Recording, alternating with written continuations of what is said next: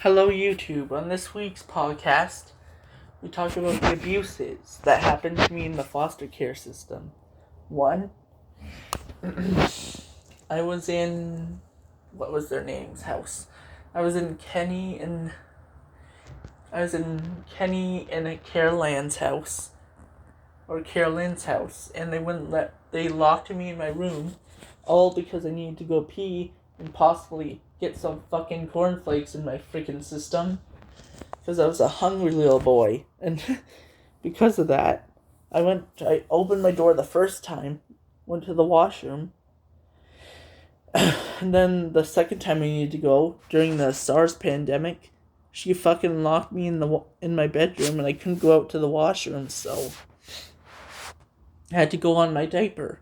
And when I got sick, those damn bastards, they didn't even they didn't even let me go out to the washroom to clean up. Or if my stupid foster parents were never existing, I would be walking this town of Scarborough and I would have met Derek. Fuck myself. And then because you're yelling at me, pinching my ears, forcing me to do acid, and freaking not just regular acid, like, what's that word called? Beetle acid, like what's that word? I forgot. It's metaphoric acid from that they use in the wart cream compound W, you know? Not metaphoric. Sulfuric acid, there we go. And the foster parent Risha used it when I was like 11 years old, because I would like bleep, bleep, bleep, and because she put it on my hands, then I wouldn't bleep myself, and then when I went to touch my bleep, it was burning. And then did it ever burn? And then I went to wash, and Lynette, my favorite step parent, walked in, and it was a great time because Risha was distracted, and I got enough time to rinse the poison out of my mouth, but some of it unfortunately went into my system. I'm surprised I don't have colon cancer yet, but anyway, before that, Davey took, before that, and I mean, then after that, the most traumatizing thing happened is when people started yelling at me and, like, pushing me around, telling me to do this, to do that. And then in 2017, this is the 6-year anniversary of the domestic assault at Kingsway. I was the war vet fighting for the woman staff there, and I fighted to get them out of the house before he went absolutely bonkers. So I had to throw things.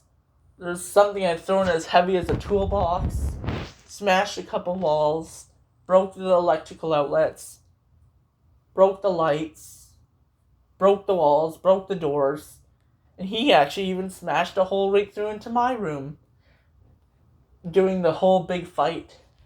Like, it was 2,000 square feet of fighting. And then I woke up. It wasn't a dream. It was actually a real event. I kept on fighting and fighting and fighting until the police got there. And then as soon as the police got there, I went out. I went into the military vehicle known as the staff's Nissan, whatever it's called. I don't know the model name or anything, but we went in her car. She scooted away. I was like, "Let's move out!" And then she was like, "Oh yeah." Then we went shooting backwards down the street. And then I waited till the police came in my bunker known as Osei's car. And then I got out, and I was walking up the driveway to the house, the Kingsway house, and and then I went inside, traumatized, and Now, because of it, I have PTSD. And then later on, I packed all my stuff, most of my stuff up. Then we abandoned the house. Then in 2019, 2020, the Longridge group home shut down because of a lot of fighting and bloodshed. I was always the one to try and break it up. I'm known as the domestic assault veteran. And anyway, after the assault of that night, I sat down on the couch. My lovely freaking supervisor put on some freaking hot chocolate for me. They let me turn on the TV until my very severe PTSD settles down. And then and then after, like, the PTSD wasn't prevalent until 2018 when I went absolutely crazy when they said I couldn't hang out with my girlfriend anymore. And then they ended up in the freaking Oakville Trafalgar Memorial Mental Hospital. Then I got out. and then I went to Barrie. And then I was being treated like a backyard yard work slave, where I was like doing 45 minutes to 2 hours of work, unpaid, and I came back with feet that were peeling, feet that were bleeding. I was constantly splitting up blood and milk, and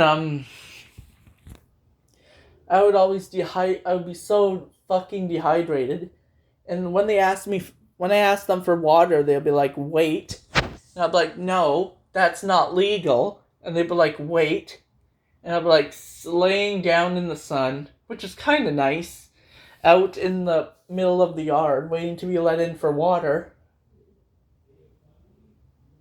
I literally had to sit by the back door like a fucking animal, just to wait for my fucking water. And that address of that moderate abuse was 16 Gills Court, Barrie.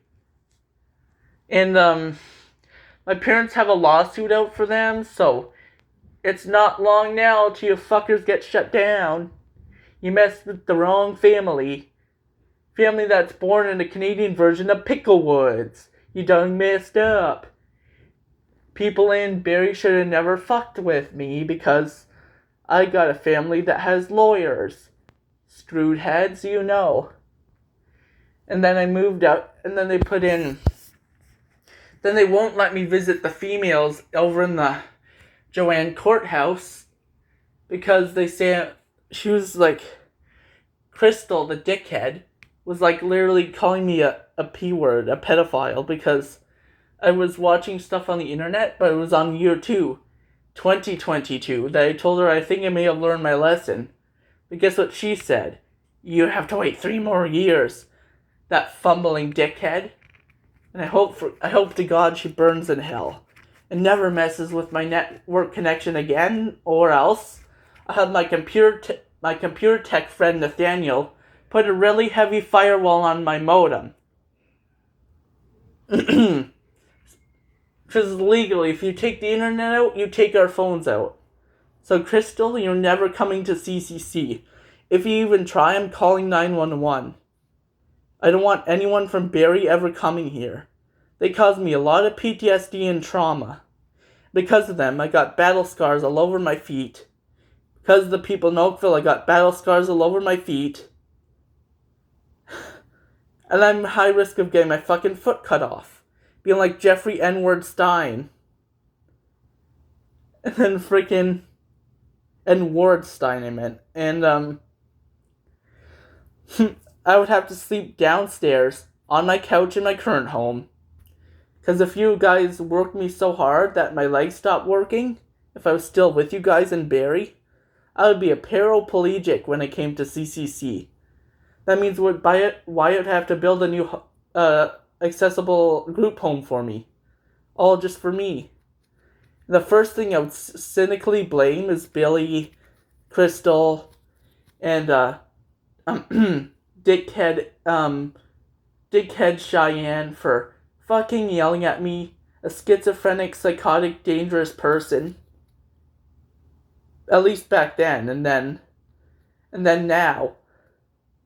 I don't want any of you Oakdale Child and Family Services working with me, because if Oakdale comes here, I swear to God I'm going to call 911. Then they're going to get arrested for trespassing on CCC's property. And freaking and the horribly criticism and racist people of Oakdale can all suck their own bleeps, because at least I tried to make an edible food. Don't blame me for bad cooking. It was my mom's trait, not being a very good cook. So you all can go screw yourselves.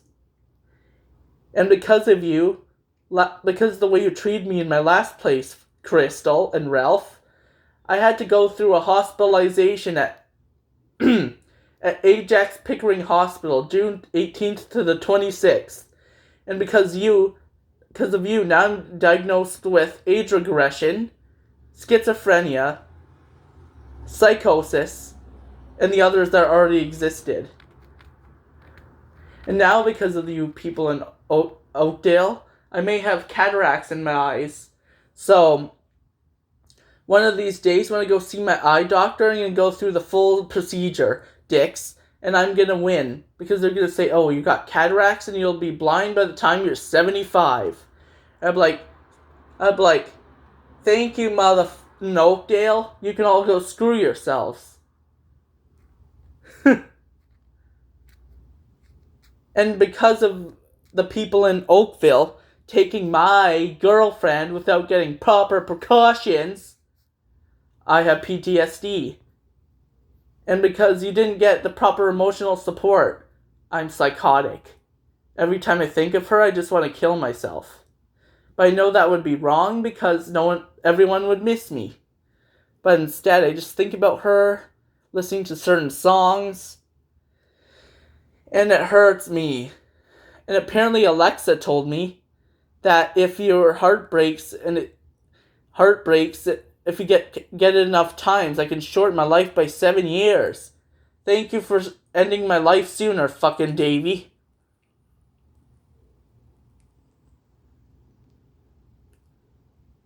Alexa, what does it mean when they say you'll die 7 years sooner than your life expectancy?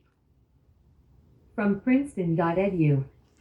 Life expectancy refers to the average number of years that an individual is expected to live at a particular age if the same mortality conditions persisted throughout the rest of his or her life. Hear that? You've shortened my fucking life by fucking 7 years for heartbreak and loneliness. To all the foster homes in the Ontario, screw you, screw you, screw you, screw you, screw you, screw you, screw you. I'll see you again in my next life. As your worst enemy.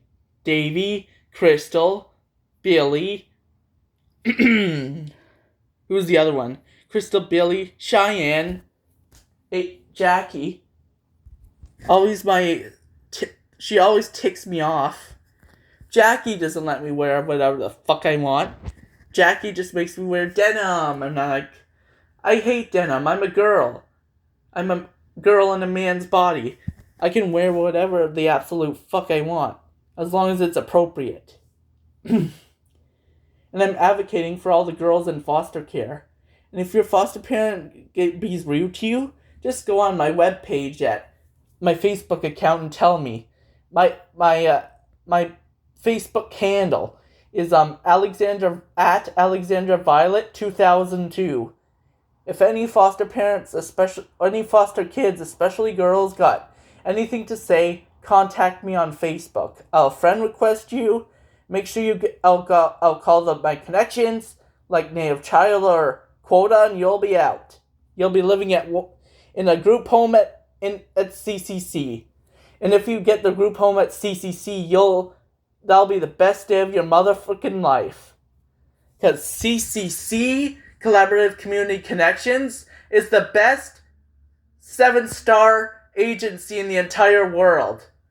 Thank you, YouTube, and good night. That felt good to get that off my chest.